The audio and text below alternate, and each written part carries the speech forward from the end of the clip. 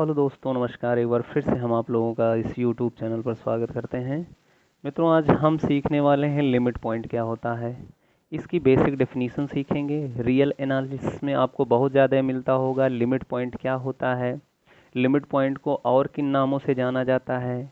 Limit point को हम accumulation point भी बोलते हैं, क्लस्टर पॉइंट भी बोलते हैं और एडहेरेंट पॉइंट भी बोलते हैं। ठीक है, तो ये 3-4 नामों से इसको जाना जाता है। ठीक, और ये लिमिट पॉइंट आपको हमेशा नज़र आता होगा।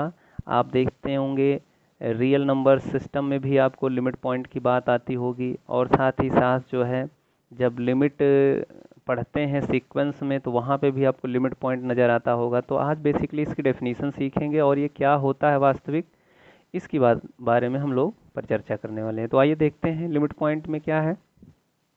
पहले इसकी डेफिनीशन देख लीजिए ध्यान से।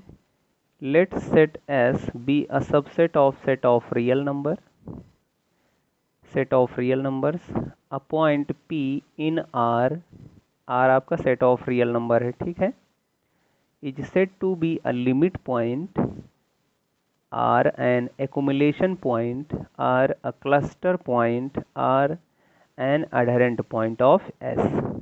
यानी इसको इतने नामों से जाना जाता है। लिमिट पॉइंट को हम लोग जो है एक्युमुलेशन पॉइंट भी बोलते हैं, क्लस्टर पॉइंट भी बोलते हैं और एडहेरेंट पॉइंट भी बोलते हैं किसी सेट का। तो एस का कोई भी पॉइंट पी क्या कहलाएगा, लिमिट पॉइंट कहलाएगा। इफ़, ध्यान से देखिए, if every neighbourhood of P contains a point of capital S other than P. ठीक है, तो इसको ध्यान समझिए और इसको सेट थियरी फॉर्म में अगर हम लिखना चाहें तो इस तरीके से रिप्रेजेंट करते हैं। यानी यहाँ पे लिखा हुआ है N P, N of P comma epsilon minus singleton P, इसमें से निकाल दिया गया है यन पी एप्साइलन से, और इंटरसेक्शन लिया गया है कैपिटल एस से। तो ये वैल्यू हमको क्या मिलना चाहिए, नॉन एम्प्टी सबसेट मिलना चाहिए। यानी कहने का मतलब है यन पी एप्साइलन जो है यहाँ पे नेबरहुड है किसका, पी का, पी का नेबरहुड, और एप्साइलन क्या है, एक डिस्टेंस है जो कि ग्रेटर देन 0 है। एप्साइलन ग्रेटर देन 0 है, यानी एप्साइलन आपका कोई भी 0 से बड़ा वैल्यू है, यानी बिल्कुल 0 के क्लोज।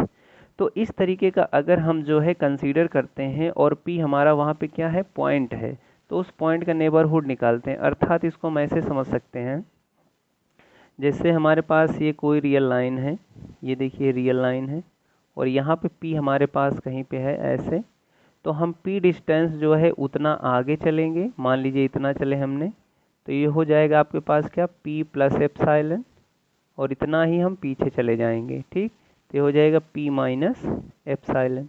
तो ये P माइनस एप्साइलन से P प्लस एप्साइलन के बीच की डिस्टेंस मिल रही है, यही हमारा क्या हो जाए, P का नेबरहुड कहलाएगा। ठीक, और यह जो नेबरहुड होगा वो कैपिटल यस, यस क्या है, यस जो है सबसेट है आर का, सेट ऑफ रियल नंबर का। तो एस के साथ जब इसका इंटरसेक्शन लें तो वो नॉन एम्प्टी मिलना चाहिए। कहने का मतलब जब इस नेबरहुड का पी माइनस एप्साइलन से पी प्लस एप्साइलन यह एक इंटरवल फॉर्म करेगा आर में, इसका इंटरसेक्शन ले किसके साथ, कैपिटल यस के साथ, जो कि आर का सबसेट होगा। तो उसके साथ जब इंटरसेक्शन लेते हैं तो नॉन एम्प्टी आना चाहिए, यानी उनका इंटरसेक्शन फाई नहीं होना चाहिए। और अगर P कैपिटल एस के अंदर है तो उसको छोड़ करके उसमें लिखा गया है एक्सेप्ट पॉइंट P, यानी उस बिंदु P को छोड़ करके कम से कम एक एलिमेंट कंटेन करना चाहिए इंटरसेक्शन में किसका, कैपिटल यस का। ठीक है, तो आई होप ये डेफिनीशन आप लोग सीख गए होंगे। आप इसको नोट भी कर सकते हैं आराम से, 1-2 बार वीडियो को रोक करके देख सकते हैं। ठीक है, अच्छा इसी बात को हम लोग यहाँ पे देखिए रिप्रेजेंट किए हैं N P epsilon minus P intersection yes non empty. कहने का मतलब है कि नेबरहुड, एन बी डी का मतलब यहाँ पे नेबरहुड समझिएगा, neighbourhood containing at least one point of set capital S except point P.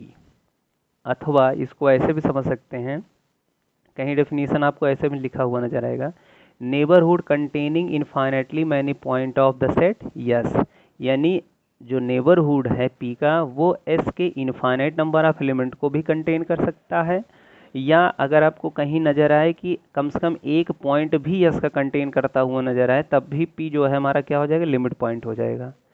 तो अब आइए नोट देखते हैं एक, a limit point of S may or may not belong to S, यानी जो पॉइंट लिमिट पॉइंट कह रहे हैं वह पॉइंट कैपिटल एस का मेंबर हो भी सकता है और नहीं भी हो सकता। ये दोनों कंडीशंस यहाँ पे इंक्लूड्स होती हैं। आइए एग्जांपल देखें हम लोग। जैसे एग्जांपल में आप देख सकते हैं, लेट कैपिटल एस बराबर set of rational number. Set of rational number हमने लिया कैपिटल एस, और सेट ऑफ रेशनल नंबर क्या होता है, सेट ऑफ रियल नंबर का सबसेट होता है। तो यहाँ अगर हम देखें ध्यान से, तो every point of set of real number R will be a limit point. यहाँ पे कह रहा है कि अगर हम सेट यस जो है सेट ऑफ रेशनल नंबर ले लेते हैं तो उसका प्रत्येक बिंदु जो है यानी आर का लिमिट पॉइंट बनेगा। क्यों बनेगा, क्योंकि आप देखिए इस पिक्चर को ध्यान से समझिए। जैसे मान लीजिए ये सेट ऑफ रियल नंबर है आपका।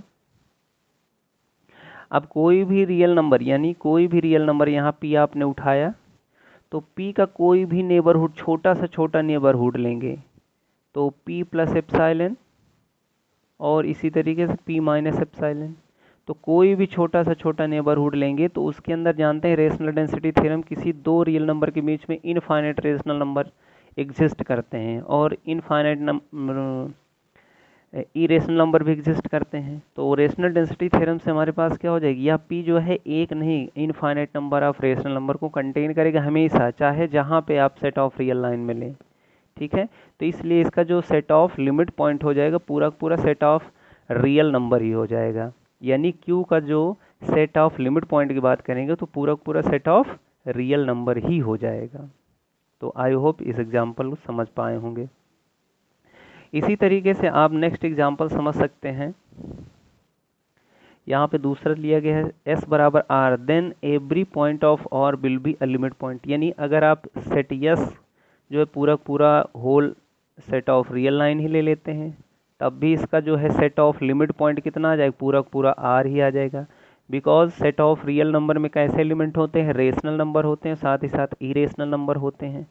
तो कोई भी पॉइंट अगर आर में आप कंसीडर करेंगे तो उसके नेबरहुड में अनंत रियल नंबर एग्जिस्ट करने लगते हैं। तो इसलिए सेट ऑफ रियल नंबर का जो भी लिमिट पॉइंट पूरा पूरा सेट ऑफ रियल नंबर हो जाएगा।